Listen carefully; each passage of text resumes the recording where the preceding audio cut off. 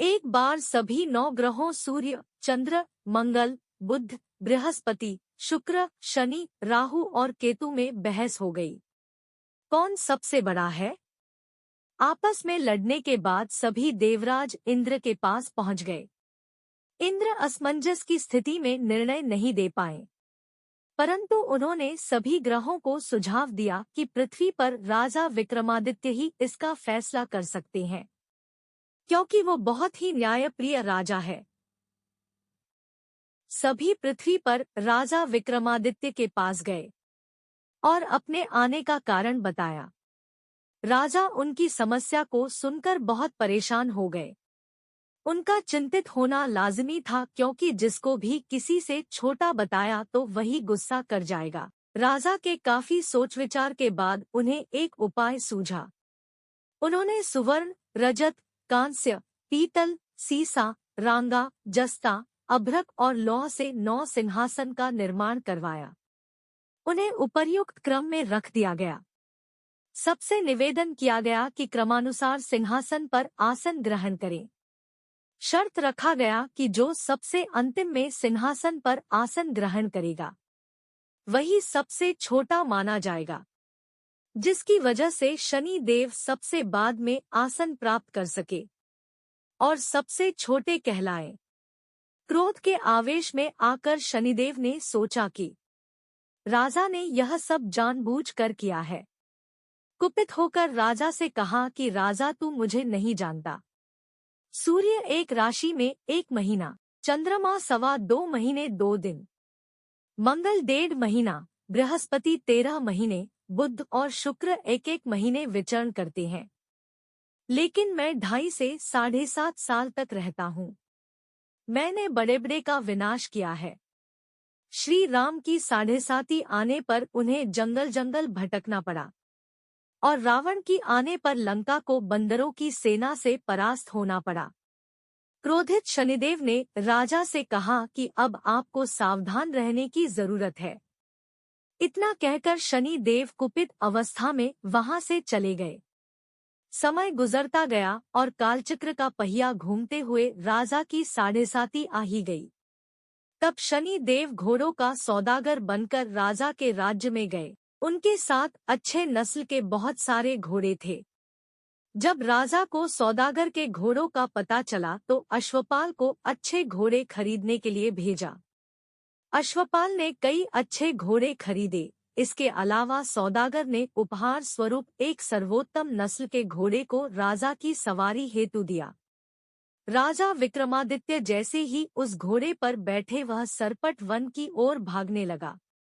जंगल के अंदर पहुंचकर वह गायब हो गया। भूखा प्यास की स्थिति में राजा जंगल में भटकते रहे। अचानक उन्हें एक ग्वाला दिखाई दिया, जिसने राजा की प्यास बुझाई। राजा ने प्रसन्नता में उसे अपनी अंगूठी देकर नगर की तरफ चले गए। वहां एक सेठ की दुकान पर पहुंचकर उन्होंने जल पिया और अपना नाम वीका बताया। भाग्यवश उस दिन सेठ की खूब आमदनी हुई। सेठ खुश होकर उन्हें अपने साथ घर लेकर गया। सेठ के घर में खूंटी पर एक हार टंगा था, जिसको खूंटी निगल रही थी। कुछ ही देर में हार पूरी तरह से गायब हो गई। सेठ वापस आया तो हार गायब था। उसे लगा कि वीका ने ही उसे चुराया है। सेठ ने वीका को कोतवाल से पकड़वा दिया और दंड स्वरूप राजा उसे चोर समझकर हाथ पैर कटवा दिया। अंपग अवस्था में उसे नगर के बाहर फेंक दिया गया। तभी वहां से एक तेली निकल रहा था, जिसको वीका पर दया आ गई। उसने वीका को अपनी गाड़ी में बैठा लिया। वीका अपनी जीप से बैलों को हाँकने लगा। कुछ समय पश्चात राजा की शनि दशा समाप्त हो गई। वर्षा काल आने पर वीका मल्हार गाने लगा। एक नगर की राकुमारी मनभावनी ने मल्हार सुनकर मन ही मन प्रण कर लिया कि जो भी इस राग को गा रहा है वो उसी से ही विवाह करेगी।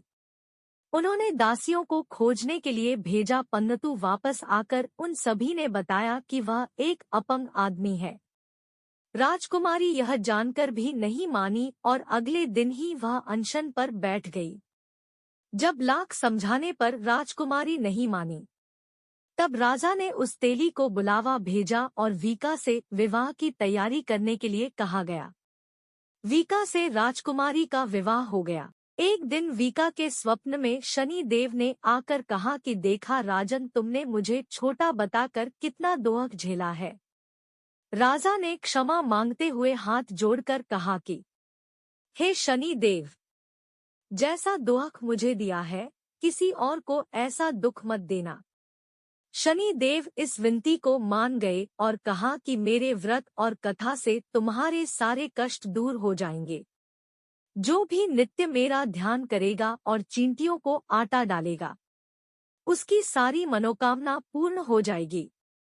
शनि देव ने राजा को हाथ पैर भी वापस दिए।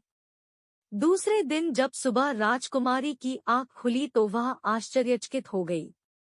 वीका ने मनभावनी को बताया कि वह उज्जैन का राजा विक्रमादित्य है। मनभावनी खुशी से फूले नहीं समा रही थी। राजा और नगरवासी सभी अत्यंत प्रसन्न हुए। सेठ ने जब यह सुना तो वह पैरों पर गिरकर क्षमा मांगने लगा।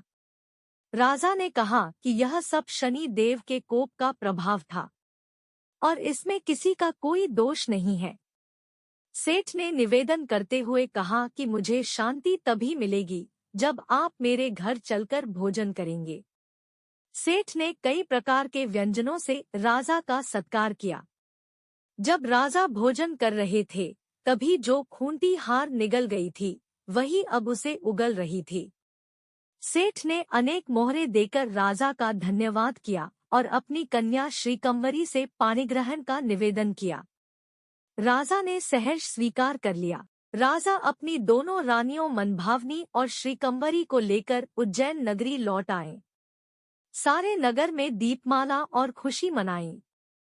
राजा ने घोषणा करते हुए कहा कि मैंने शनि देव को सबसे छोटा बताया था, लेकिन असल में वही सर्वोपरि है।